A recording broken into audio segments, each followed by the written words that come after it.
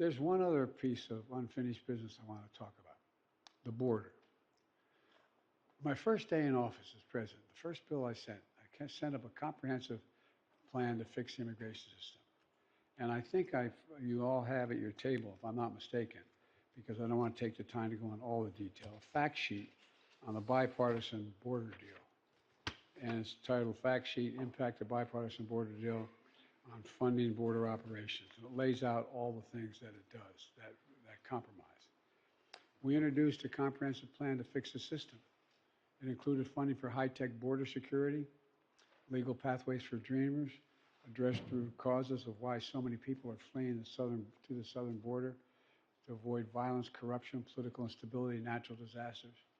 Folks, Congress has had a long, proud history of bipartisan history on immigration reform and abiding by our international treaty obligations, which we signed related to immigration. These reforms made America a nation of laws, a nation of immigrants, and the strongest economy in the world. But something changed. Over time, our laws and our resources haven't kept up with our immigration system, and it's broken. And our politics has failed to fix it. That's why months ago I instructed my team to begin a series of negotiations in a bipartisan group of senators, Democrats led by a very conservative Republican who did a hell of a job, to fix our immigration system. I provided each of you, as I said, a fact sheet with the details of that bipartisan deal. The bipartisan agreement represents the most fair and humane reforms in a long time. I didn't get everything I wanted in it. It also includes the toughest set of reforms to secure the border ever in history. The Border Patrol chief himself said, we need more people. We need more agents on the line. Our bipartisan bill got the Border Patrol agents they need.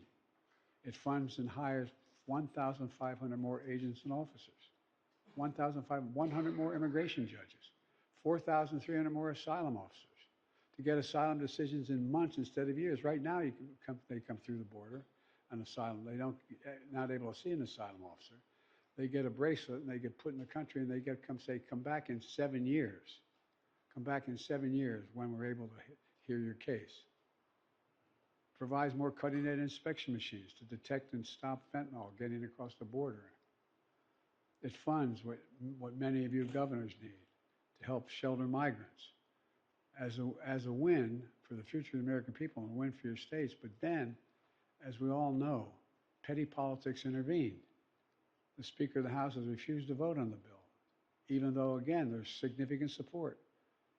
Every Republican I've talked to your Republican colleagues. There are the votes on that floor to pass that bill. All of a sudden, people started to go silent, but they're in a tough spot. Tell that to the Border Patrol that we can't get this done. They support this bipartisan bill. Tell that to the Chamber of Commerce, the National Chamber of Commerce, who supports that proposal. Tell that to the Wall Street Journal editorial page that supports this. There are governors in this room who support it. Strong minorities oppose it, but a significant majority in the House and Senate support it. Folks, doing nothing is not an option. Compromise is part of the process. I didn't get everything I wanted in that deal. We didn't deal with dreamers. We didn't do a number of things I think we should do. But you know, it's a positive step, a significant step. You know that. You deal with this every day. Some of you deal with it every single day.